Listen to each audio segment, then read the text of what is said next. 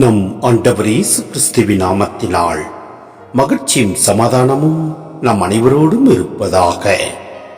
ரோமையர் 14:7-13 முடிய, நம்மிடையே எவரும் தமக்கென்று வாழ்வதில்லை, தமக்கென்று இறப்பதும் இல்லை. வாழ்ந்தாலும் நாம் ஆண்டவருக்கென்றே வாழ்கிறோம், இறந்தாலும் ஆண்டவருக்கென்றே இருக்கிறோம்.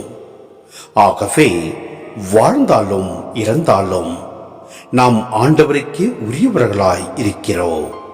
ஏனெனில் இறந்தோர் மீதும் வாழ்வோர் மீதும் ஆட்சி செலுத்தவே கிறிஸ்து இறந்தும் வாழ்கிறார்.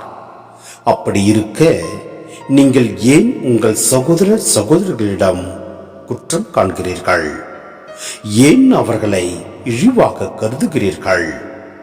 நாம் அனைவருமே கடவுளின் நடுவர் இருக்கை முன் நிறுத்தப்படுவோம் அல்லவா? ஏனெனில் ஆண்டவர் சொல்கிறார், நான் என் மேல் ஆணையிட்டுள்ளேன், முழங்கால் அனைத்தும் எனக்கு முன் மண்டியிடும், நாவு அனைத்தும் என்னை போற்றும் என்று மறைநூலில் எழுதியுள்ளது அன்றோ?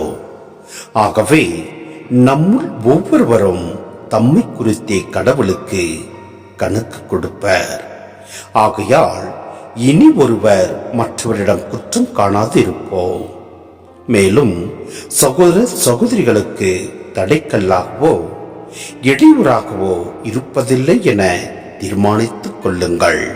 சிந்தனை: இயேசு கிறிஸ்து இறந்து உயிர்த்தெழுந்த காரணத்தால் அவர் வாழ்வின் மீதும் சாவின் மீதும் ஆட்சி புரியும் ஆண்டவராக திகழ்கிறார்.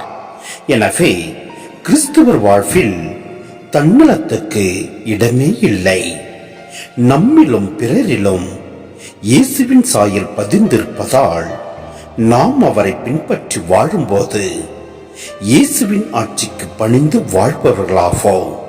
எனவே நாம் ஒருவருக்கொருவர் அன்பு கொண்டு வாழ்வோம், ஒருவர் மீது ஒருவர் குற்றம் காணாதிருப்போம். நம் ஆண்டவர் இயேசு கிறிஸ்து விட்டு சென்ற அந்த சமாதானத்தை பகிர்ந்து வாழ்வோம். எல்லாம் வல்ல இறைவன் நம்மை நிறைவாய் ஆசீர்வதிப்பார். ஆமேன்.